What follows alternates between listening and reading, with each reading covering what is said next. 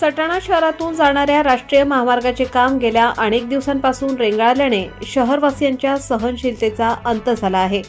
या रखडलेल्या कामामुळे निर्माण झालेल्या समस्यांच्या निषेधार्थ आता जनआंदोलनाचे हत्यार उपोषणात आले असून येत्या 30 डिसेंबरपर्यंत काम प्रत्यक्ष सुरू न झाल्यास आमरण उपोषण करण्याचा इशारा प्रशासनाला देण्यात आला आहे। सध्या महामार्गाची अवस्था अत्यंत दयनीय झाली आहे। रस्त्यावर पडलेले मोठमोठे खड्डे आणि उडणारी धूळ यामुळे नागरिकांचे आरोग्य धोक्यात आले आहे।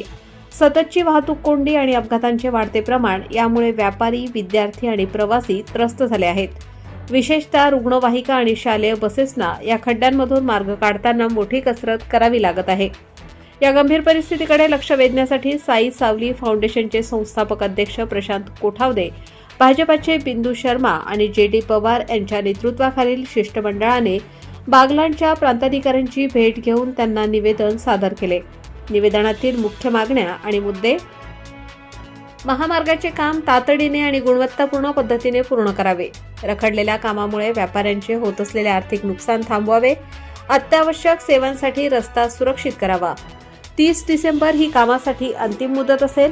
प्रशासनाने 30 डिसेंबर 2025 पर्यंत कामाला सुरुवात केली नाही तर आम्हाला जनतेच्या वतीने आमरण उपोषणासारखे टोकाचे पाऊल उचलावे लागेल। या काळात होणाऱ्या कोणत्याही परिस्थितीला प्रशासन आणि संबंधित कंत्राटदार जबाबदार राहतील, असे साई सावली फाउंडेशन अध्यक्ष प्रशांत कोठावदे म्हणाले। निवेदन देतेवेळी पंकज सोनवणे, प्रफुल्ल कुवर, नानासाहेब देवरे, राकेश सेंदाणे, यशवंत सोनवणे, भगवान पवार यांच्यासह मोठ्या संख्येने नागरिक व कार्यकर्ते उपस्थित होते। आता प्रशासनाच्या भूमिकेकडे संपूर्ण शहराचे लक्ष लागले आहे। प्रबंधभूमी महाराष्ट्र न्यूजसाठी विभागीय संपादक चेतन दाणीसह विशाल बच्चाव, सटाणा। ताज्या व महत्त्वाच्या बातम्या बघण्यासाठी प्ले स्टोअरवर जा, प्रबंधभूमी ॲप डाउनलोड करा व या धावपळीच्या जीवनात अपडेट रहा।